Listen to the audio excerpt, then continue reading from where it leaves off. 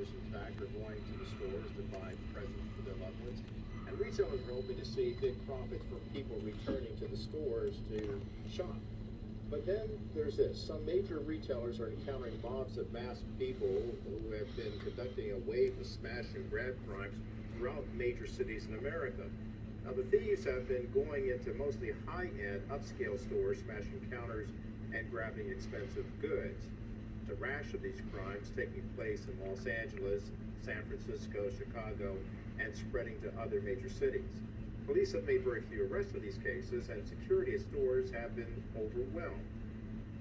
The thing that we are not used to is these groups' willingness to actually use firearms and shoot at people. It's going to get worse. We're entering now into the very heavy shopping season, so you're going to see some more of this. So police need to be on guard. So here to discuss the problem, security expert Louis Perry. He is the president and founder of Kadima Security Services in Los Angeles, and they handle security at LAX and a number of other places throughout the city. Louis, thanks for joining us this hour. Look, this is a two-pronged situation. We've spoken to a couple of prosecutors about this, and one of the things is, what can we do in the face of this public safety risk in terms of dealing with this? We heard from various chiefs that you saw there talking about the problem. What can we do to address it? Well, first of all, thank you for having me on the show. I watch the show a lot. You do great show, great content. The big thing that I think needs to happen is people need to be more alert. People need to be alert on their surroundings, where they park their car, where they go. When they walk to their vehicle, they should have their keys ready in their hand. It's all about being alert. We're living in a different time right now. It's not the same. It's a different world that we live in. People have to really be out there, and they have to really be paying attention to everything in front of them, on the side of them, around them, every which way. You can't just walk around with blinders anymore. It's a totally different world out there. You can get caught up in some type of situation. You need to learn how to deal with it. Now, one of the things I like to throw at you is if someone comes and they attempt to hold you up or rob you and say, give me your money, and you reach into your pocket, your front pocket, and you have a 20 on the top and about 10 singles on the inside, they're going to take that money and run because they're going to think that's all you got. They're not going to say, well, let me see what's in the other pockets and this, that, and the other. So you just hand it and say, this is all I got. But realistically, keep your credit cards in the back pocket and keep your money in the back pocket. And if you do decide to have credit cards in the front, give the guy credit cards that are not good, that are already expired. That's another thing you could do. But you've got to be prepared. You've got to think ahead of the game right now because criminals are out there and they're out there to make victims of all of us. So, Louis, that takes care of the personal safety aspects of it. Let's talk about this in a larger context about the various people who are involved in these smash and grab. And we don't know what they look like. They've got masks on. You and I talked about this earlier. You said that they're all races of people.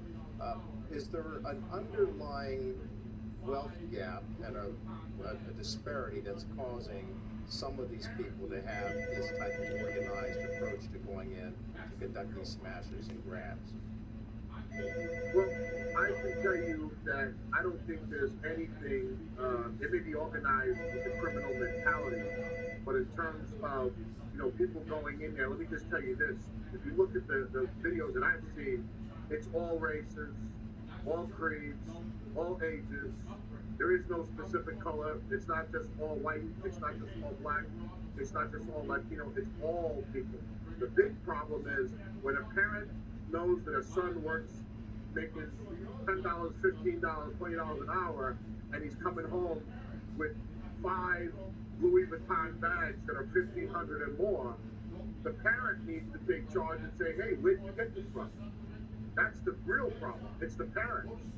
My kids would, I hope to God my kid never comes and does something like that, because if he did, he'd be sitting in jail for a long time before he got out.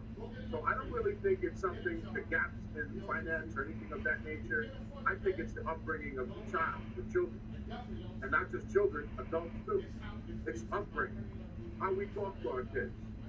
Do we tell our kids, hey, it's okay to rob a store and go with 80 people and take what you can and bring it back? Some families probably do that. Mine doesn't. I'm sure yours doesn't. and many people watch it. So it's really the parents that have to get in control of their kids and say, look, don't be doing nothing stupid like that because it's just not the right thing to do. Get a job, go to school, educate yourself. That's what you have done, that's what your kids have done, and that's what I have done and many others. Go get an education, get a job, build your future. If you can't afford to pay it, don't have it. And definitely don't steal it. It's the upbringing of these kids. It's not a gap in finances. It's a fact that these kids, in some cases, don't want to work, and they want to go out there and get the easy way, the freebie. Life is not about the freebie. Life's about working hard and getting an education so that you can put yourself on the same level as anybody else. That's what it's about. So Louis, as you look at this and you share your insights on what can happen from a security expert vantage point, what do you think can be done to stop this right now so that no one is hurt?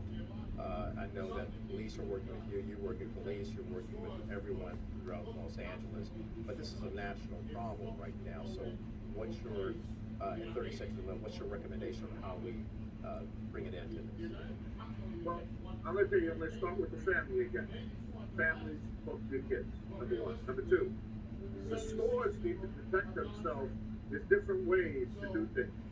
A way to do things could be that they have devices where if you go rob a bank and you get money and you walk out of the bank, the die will blow up. I think these dies should shoot people that are running out of a store with anything, so that if they're driving their car 24 hours later, it would take to get that ink off their body. Something needs to be done to protect stores because, look, the cops can only do so much. If 4 people go into a place, 80 people go into a place to rob it, the cops only going to catch 1, 2, or 3, maybe 3, maybe 4 at the max. But realistically, 76 people have gone free. So the point I'm trying to make is that it starts with the parenting, and then the stores have to protect themselves in any way, shape, or form. If you look at Los Angeles, I was at Louis Vuitton yesterday. Louis, we got to end it there, but Louis Perry, President and Founder of Kadima Security, and thank you for your services that you're doing out there with the LAX Airport, and of course all those hospitals that you're also taking care of as well. Thanks for bringing some insight to this problem. Tomorrow is World